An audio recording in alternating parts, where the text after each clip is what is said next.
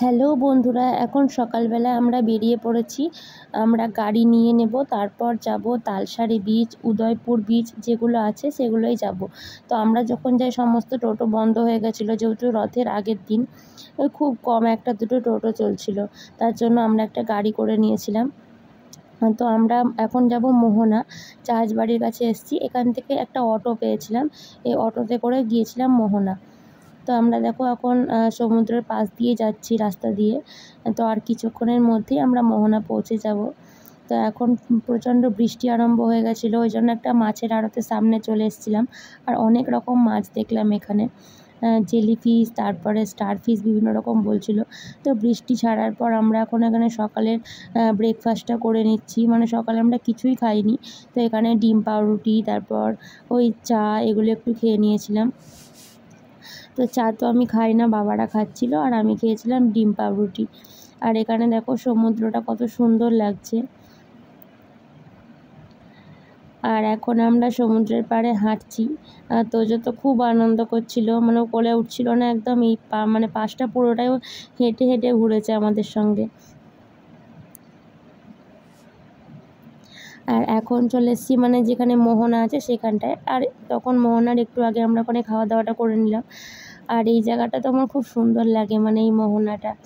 আর এখানটায় কিছু কিছু বাজার আছে, তারপর মানে বাজার মানে যেগুলো শঙ্খের জিনিস টুকটাক বিক্রি হয়। আর দেখো জলটা কি সুন্দর চলে আসলো, দেখতে খুব সুন্দর লাগছে। আর এখন আমরা চলে এসেছি, এটা হচ্ছে চন্দনেশ্বর মন্দির। তো এটা উড়িষ্যার মধ্যেই পড়ছে, আমরা গাড়ি ভাড়া করে এসেছিলাম। তো এখন এটা শিব মন্দির, শিব মন্দিরের ভিতরে যাচ্ছি। তো এই মন্দিরের মানে ডিজাইনটা আমার খুব সুন্দর লেগেছে, মানে কারুকার্যগুলো বেশ সুন্দর, মন্দিরটা। আর পরিবেশটাও খুব সুন্দর, শান্ত পরিবেশ একদম। তো এখানে একটা পুকুর আছে, তো এই পুকুরটায় আমরা একটু হাত মুখ ধুয়ে নিলাম। আর পুকুরটাও বেশ সুন্দর, মানে ঘাটটা বাঁধানো আছে, আর মন্দিরটাও খুব সুন্দর। তো ওখানে প্রণাম করে তারপরে চলে এসেছিলাম এখানে তালসারি বিচ। এটা মানে তালসারি জায়গাটার নাম, এটা বিচ নাকি আমি ঠিক বুঝতে পারিনি, কারণ এখানটায় প্রায় জল ছিল, তখন হয়তো জোয়ার চলছিল বলে। তো দেখো স্রোতটা কেমন একদম জোরে আসছে জলটা। আর এই জায়গাটা মানে পুরোই জলাশয়, আর মাঝখানে মানে দ্বীপ হিসাবে ছিল, দ্বীপের মতো ছিল একটা। আর এখন চলে এসেছি উদয়পুর বিচ। তো এটা আমার জায়গাটা আমার খুব ভালো লেগেছে। আর উদয়পুরকে তো বাংলার গোয়া বলে শুনেছি। তো জায়গাটা আমার খুব ভালো লেগেছে বেশ। এখানকার বিচটাও খুব সুন্দর। তারপরে আমরা চলে এসেছি এখন হোটেলে। তো হোটেলে খাওয়া দাওয়া করার পর আবার সন্ধ্যাবেলা আমরা এখন রেডি হয়ে গেছি। আমরা যাবো আজকে জগন্নাথ প্রভুর ধাম, মানে জগন্নাথ প্রভুর মন্দির দেখতে। তো বাবা, আমরা সবাই মানে যারা গেছিলাম, দুই বাবাকে নিয়ে, ছেলেকে নিয়ে, বরকে নিয়ে বার হয়ে গেলাম। তারপর এখন চলে এসেছি জগন্নাথ মন্দিরের ঠিক সামনেই, মানে এবার ঢুকছি আমরা মন্দিরে। আর মন্দিরটা তো খুব সুন্দর করেছে, মানে খুব ভালো লেগেছে দেখতে।